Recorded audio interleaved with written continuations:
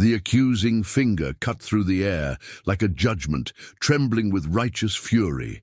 Daniel clutched his worn backpack strap, knuckles white against faded denim. The office walls seemed to close in, air heavy with unspoken words. 27 pairs of eyes watched from cubicles, heads barely visible above partition walls.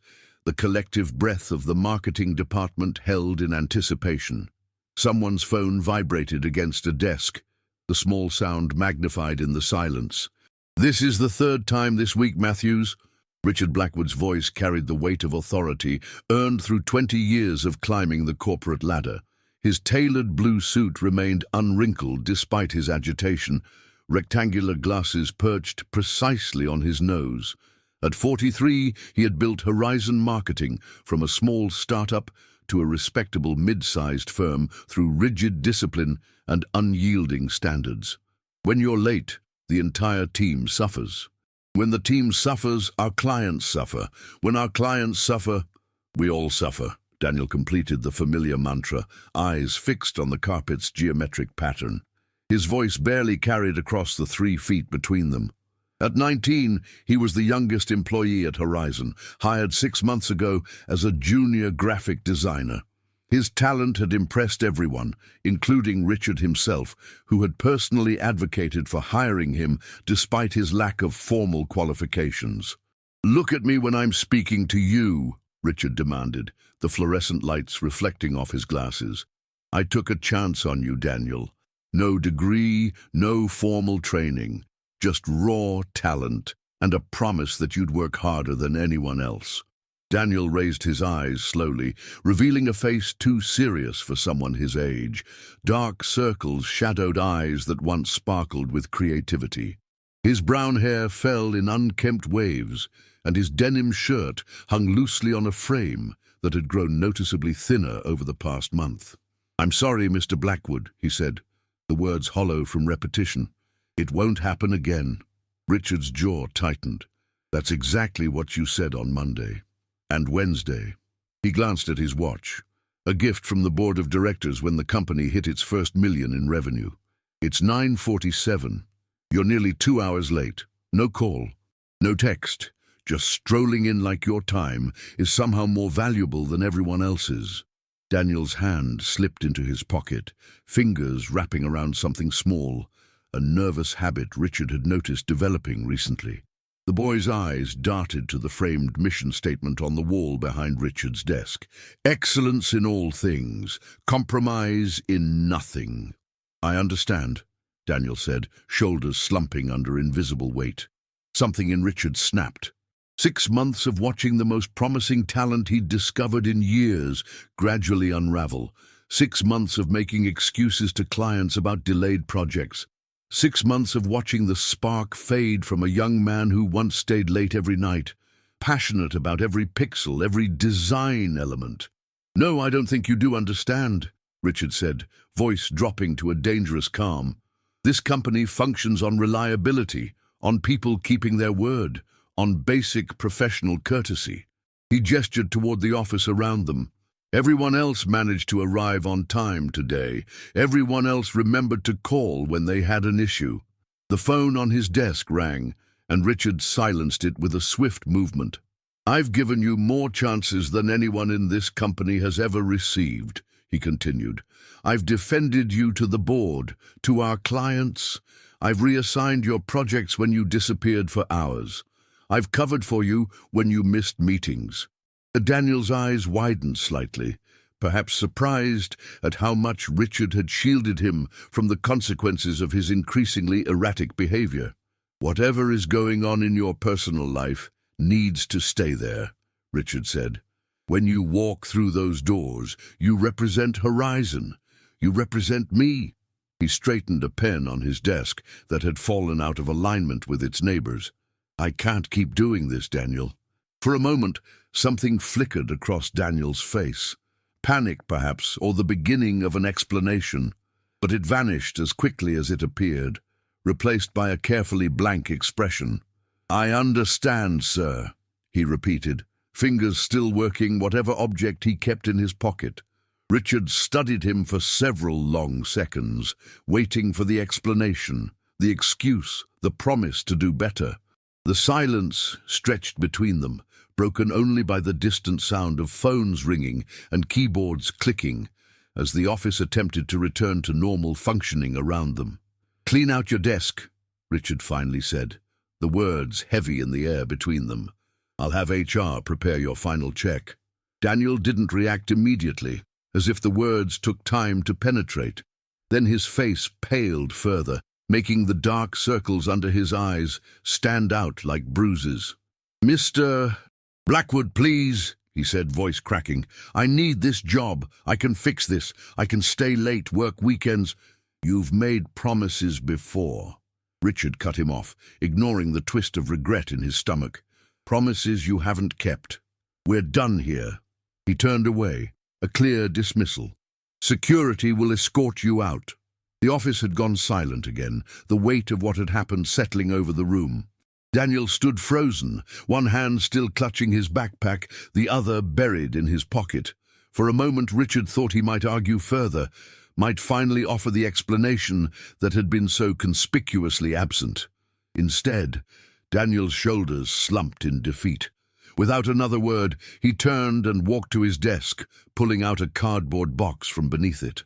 With mechanical movements, he began placing his belongings inside: a coffee mug with faded lettering, a sketchbook filled with designs far superior to what most professionals could produce, a small frame turned face down in his drawer.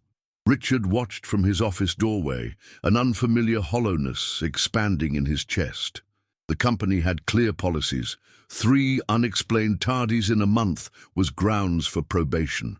3 in a week was grounds for termination. Rules existed for a reason. Without them, everything fell apart.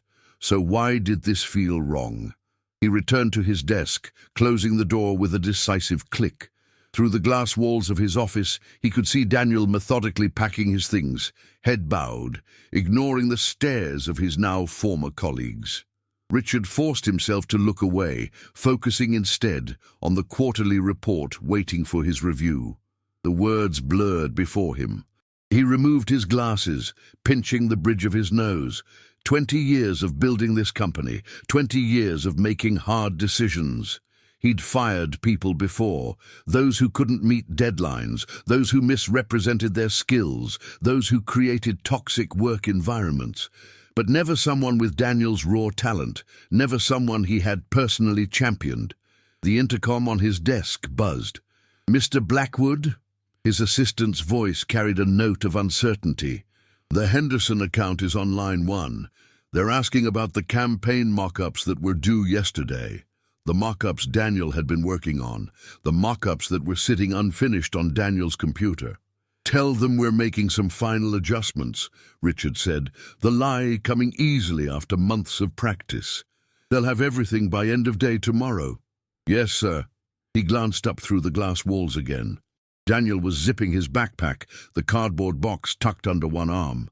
Their eyes met briefly across the distance, and Richard was struck by the emptiness in the young man's gaze. Not anger, not resentment, just nothing. Daniel turned away first, heading toward the exit.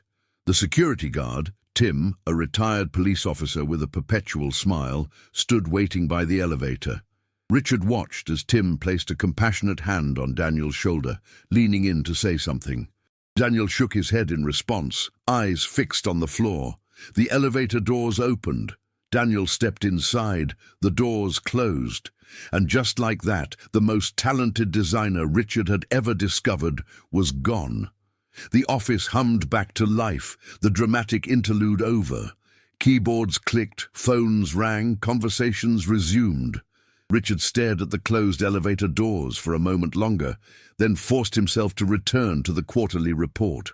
The words still refused to come into focus. His phone buzzed with a text message. Melissa Wright, the senior copywriter who had mentored Daniel since his arrival. Was that necessary? The kid's been going through something. Richard didn't respond. Of course it had been necessary. Rules existed for a reason. Standards had to be maintained. Excellence in all things. Compromise in nothing. He set his phone face down on the desk and forced himself to read the first paragraph of the report, then read it again when he realized none of the information had registered.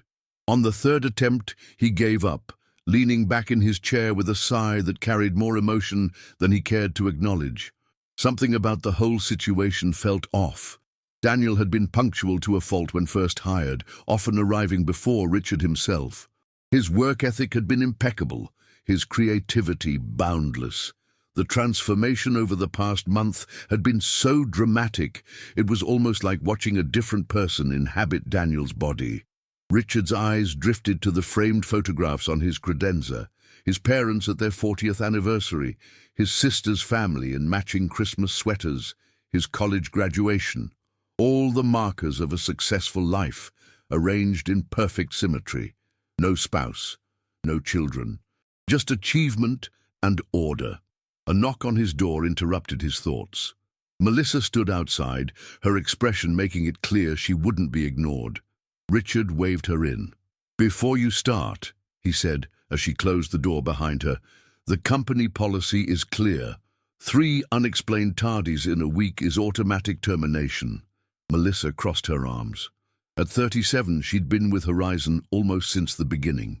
She was one of the few people who could speak to Richard with complete candor. "Did you even ask him what was going on?" she demanded.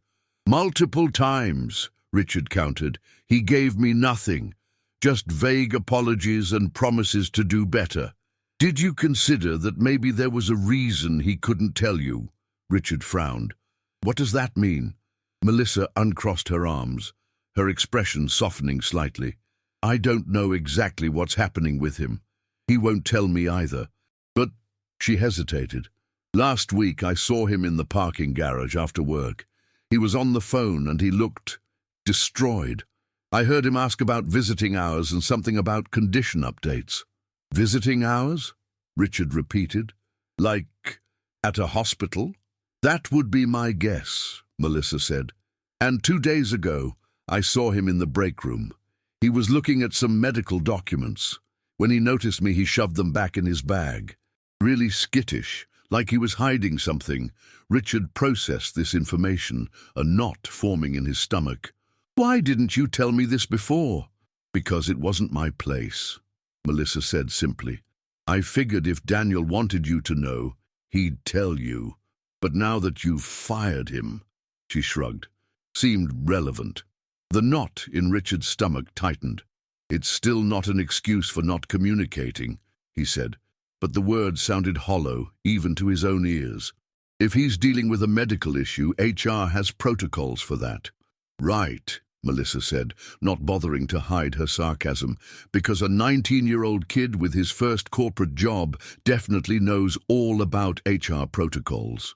She turned to leave, then paused at the door. "For what it's worth, I think you made a mistake today, and I think you know it too." She left before he could respond, closing the door with deliberate gentleness that somehow felt more accusatory than if she'd slammed it. Richard stared at the closed door, Melissa's words echoing in his mind. Hospital visiting hours, medical documents, a transformation from enthusiastic to withdrawn in the span of a month. He opened his desk drawer and pulled out Daniel's personnel file. Emergency contact, Eliza Matthews. Relationship, mother. Address in Westridge, one of the city's working-class neighborhoods. No father listed anywhere in the documentation. Richard closed the file.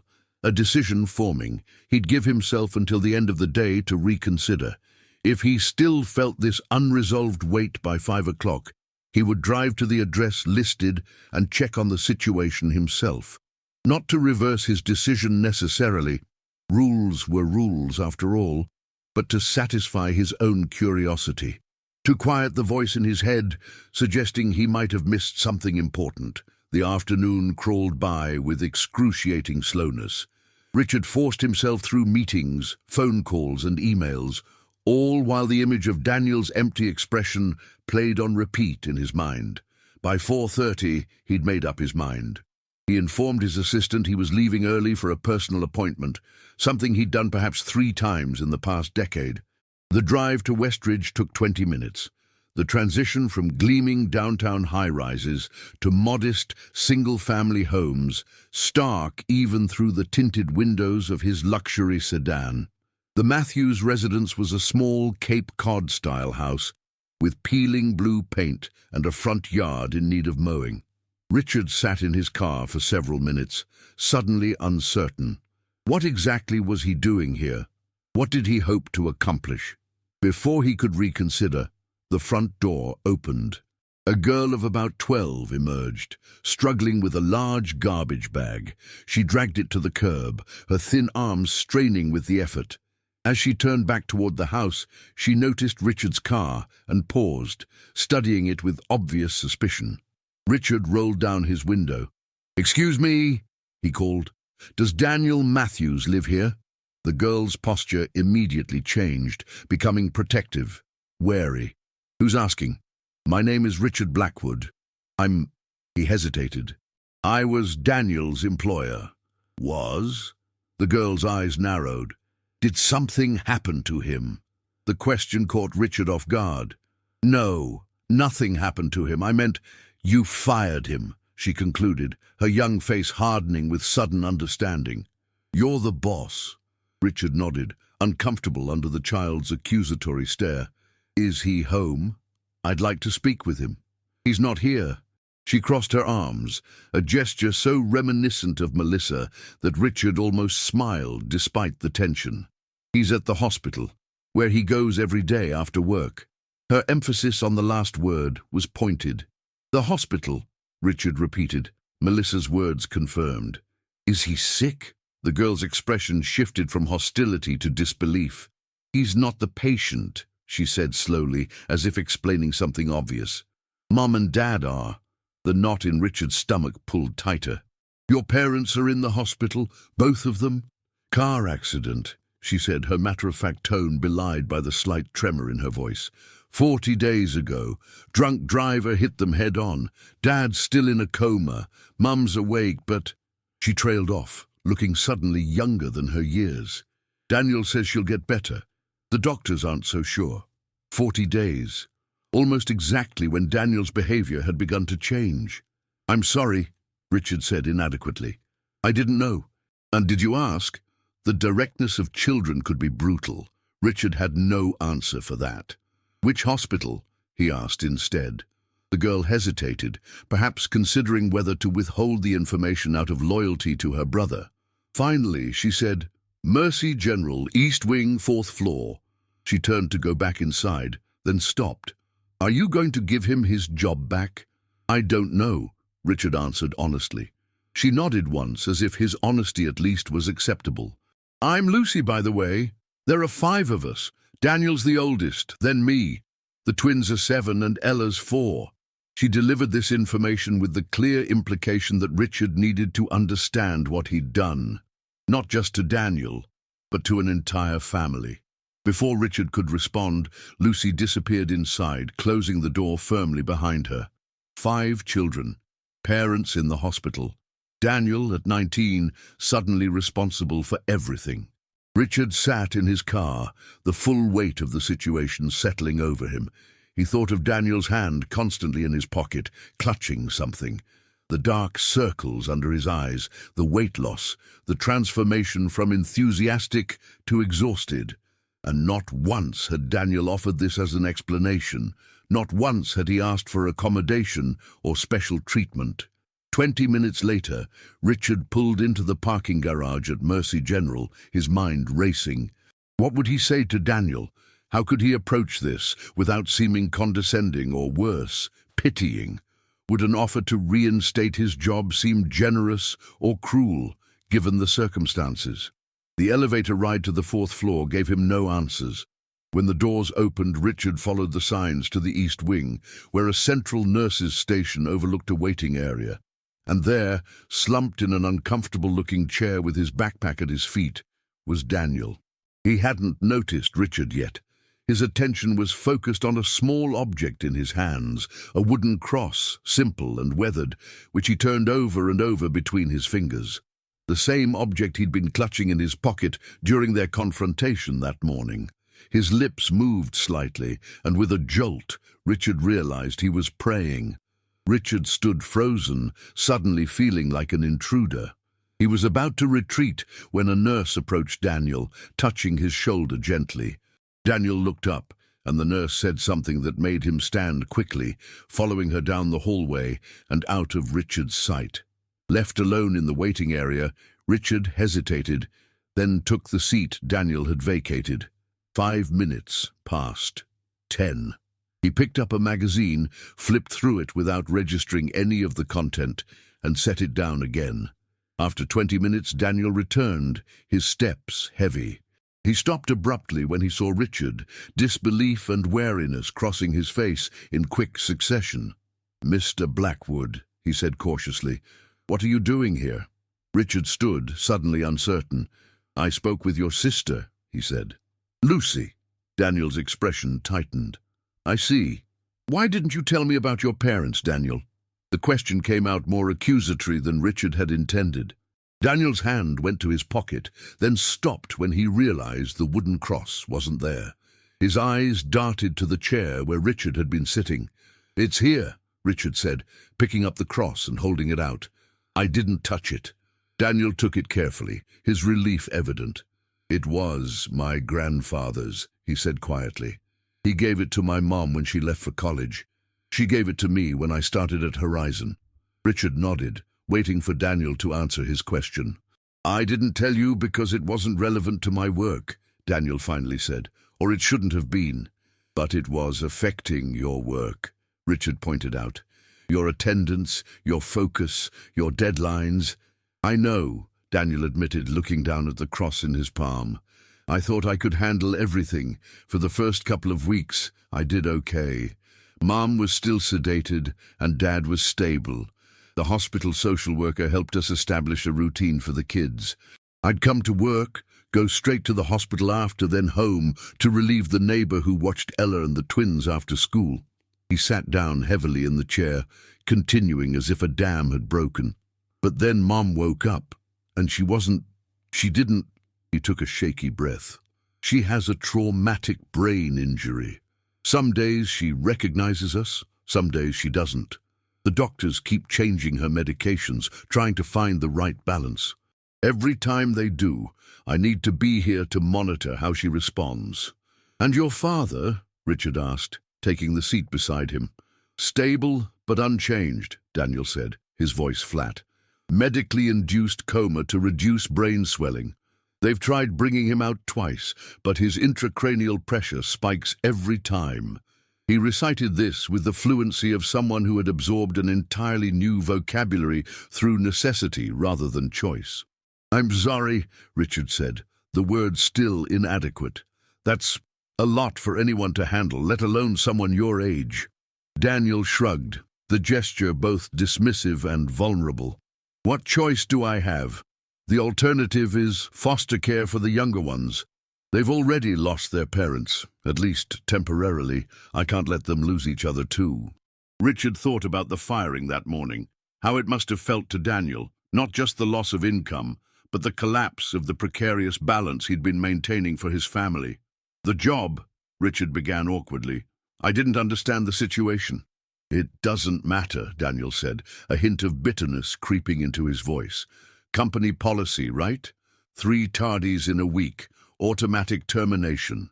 Policies exist for normal circumstances," Richard said. "This hardly qualifies." Daniel looked at him directly for the first time since he'd arrived. "Are you offering me my job back?" "Yes," Richard said without hesitation, "with adjusted hours and the option to work remotely when needed." Daniel's expression remained guarded. "Why?" "Because you feel sorry for me." "Because you're the most talented designer I've ever worked with," Richard said honestly. "And because I made a mistake this morning. I saw the signs that something was wrong, but I didn't really try to understand. I just enforced the rules because it was easier than getting involved." Daniel studied him, seeming to weigh his sincerity. "I need the job," he admitted finally, "but I don't know if I can meet your expectations right now. Not with everything else." "We'll adjust the expectations," Richard said. surprising himself with how easily he set aside policies he'd once considered inviolable. "Tell me what you need to make this work." Before Daniel could respond, a nurse appeared in the waiting area. "Daniel, your mother's asking for you. She's having a good moment, recognizes everyone. The younger ones are already in with her." Daniel stood immediately, then hesitated, looking at Richard. "Go," Richard said. "We can discuss details later." Daniel nodded gratefully and turned to follow the nurse, then paused. "Would you like to meet them? My family?" The invitation surprised Richard. "Are you sure? I don't want to intrude." "Mom always said she wanted to meet my boss someday," Daniel said, a ghost of a smile touching his lips. "Though I doubt this is what she had in mind." Richard followed Daniel down the hallway to a private room where the steady beep of monitors provided a rhythmic background to the scene inside. A woman lay propped up in the hospital bed, her head partially bandaged, her face bearing the fading marks of severe trauma. Despite this, her smile was warm as she watched the children around her. Lucy sitting by her side, twin boys perched at the foot of the bed, and a small girl carefully tucked against her least injured side. "Mum," Daniel said softly from the doorway. "This is Mr. Blackwood, my boss from Horizon."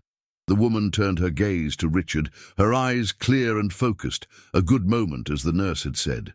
"The famous Mr. Blackwood," she said, her voice raspy but strong. "Daniel speaks very highly of you. Please come in." Richard entered the room awkwardly, feeling out of place in his tailored suit amidst the intimate family scene. "Mrs. Matthews, it's a pleasure to meet you, despite the circumstances." "Eliza, please," she corrected, "and don't mind the circumstances. We're making the best of things." She gestured to the children around her. "You've met Lucy. These rascals are Noah and Nathan, and this little shadow is Ella." The twins regarded Richard with frank curiosity, while Ella hid her face against her mother's side. "Daniel tells me you run a tight ship," Eliza continued. "He's been trying so hard to keep up with everything." Pride and concern mingled in her voice. "Too hard, probably." "Mom," Daniel protested softly. "It's true," she insisted. "You've lost weight. You barely sleep." Her gaze returned to Richard, suddenly intense despite her condition. "He's a good boy, Mr. Blackwood. The best. Whatever's happened with his work, I hope you'll consider that he's been carrying the weight of 6 people these past weeks."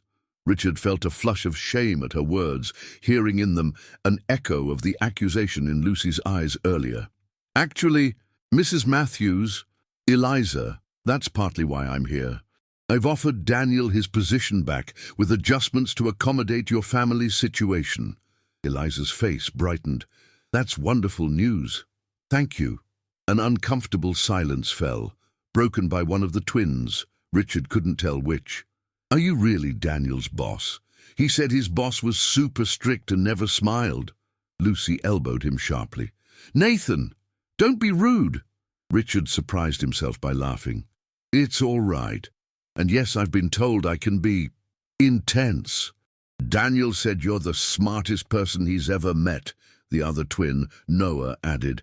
"He said you built your whole company from nothing." Richard glanced at Daniel, who looked both embarrassed and defiant. "Did he? Well, not exactly from nothing. I had help along the way." "Like Daniel helps us," Ella piped up unexpectedly, her small voice solemn. "He makes dinner and checks homework and scares away the monsters under the bed."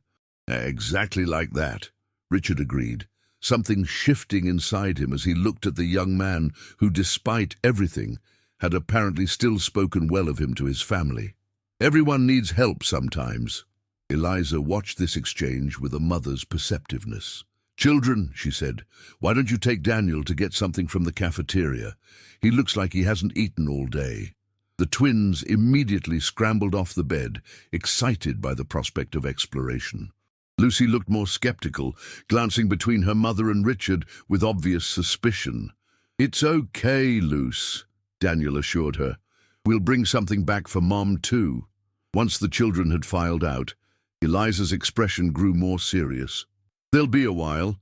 The cafeteria is on the first floor, and the boys will want to take the stairs." She gestured to the chair beside her bed. Please, sit. Richard obeyed, feeling like he'd been summoned to the principal's office despite being the 43-year-old CEO in the room. I appreciate the job offer, Eliza said directly, but I need to know your intentions. Daniel can't afford another shock right now. I meant what I said, Richard assured her. Flexible hours, remote work options when needed. He's too talented to lose over attendance issues, especially given the circumstances. Eliza studied him, her gaze unexpectedly sharp for someone in her condition. You remind me of someone, she said finally. My father. He was a man of principles too, rigid ones. Richard shifted uncomfortably under her scrutiny. When I got pregnant with Daniel at 17, my father threw me out, she continued matter-of-factly. Said I'd made my choices and would have to live with the consequences. Rules were rules, after all. The parallel was too pointed to ignore. Richard looked down at his hands. I understand what you're implying. Do you? Eliza asked, not unkindly. My father died 3 years ago. Never met any of his grandchildren. Never saw what a remarkable man Daniel grew into. All because he couldn't bend. Couldn't see that sometimes life is more complicated than rules can account for. Richard thought of his own parents. Their relationship formal but functional. Of his perfectly ordered life, his perfectly ordered company, of the persistent emptiness that all his success had never quite filled. I made a mistake today, he admitted. Firing Daniel was wrong. I saw the signs that something was happening, but I didn't want to get involved. It was easier to enforce the policy than to ask the difficult questions. And now, Eliza prompted. Now I want to help, Richard said, surprising himself with how much he meant it. Not just with Daniel's job, but with your family's situation. I have connections at the hospital. I can make sure you're getting the best care. I can help with whatever financial challenges you're facing. Eliza's expression softened. That's very generous. But you should know. We're people of faith, Mr. Blackwood. We don't accept charity easily. It's not charity, Richard countered. It's community. The word felt foreign on his tongue, but somehow right. Daniel has extraordinary potential. Investing in his family's stability is good business sense. A smile touched Eliza's lips. If you need to see it that way for now, that's fine. She reached for the small table beside her bed, wincing with the effort. Would you hand me that notebook? Richard did as asked, placing the spiral-bound journal in her hands. She flipped through several pages of what appeared to be daily observations of her condition, written in Daniel's neat handwriting, until she found a blank page. With some difficulty, she wrote something, then tore out the page and folded it. This is for you, she said, holding out the folded paper, but don't read it now. Take it with you and read it when you're alone. Richard accepted the paper uncertainly. What is it? Just a verse that helped me when I felt lost, Eliza said, after my father disowned me, after the accident, times when the path forward wasn't clear. Before Richard could respond, the door opened and the children returned, the twins chattering excitedly about their adventure to the cafeteria. Daniel followed with a tray of food, looking between his mother and Richard with obvious curiosity. Everything okay? He asked. Everything's fine, Eliza assured him. Mr. Blackwood and I were just getting acquainted. Richard stood, suddenly aware he'd stayed longer than intended. I should go, he said. Let you have family time. Daniel set down the tray and walked him to the door. In the hallway, away from the others, Richard said, Take tomorrow off. Come in on Wednesday at whatever time works for your family schedule. We'll figure out the details then. Thank you, Daniel said, genuine relief in his voice. For the job, and for coming here, for understanding. Richard nodded, uncomfortable with gratitude he didn't feel he deserved. I'll see you Wednesday. As he walked back to the elevator, he felt the folded paper in his pocket. Curiosity prompted him to unfold it there in the hallway.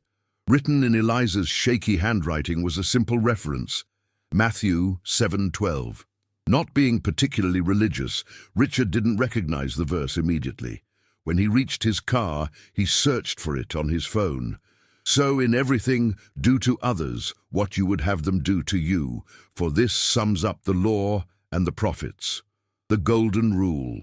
So simple, yet somehow he'd lost sight of it in his pursuit of excellence, in his adherence to policies and procedures.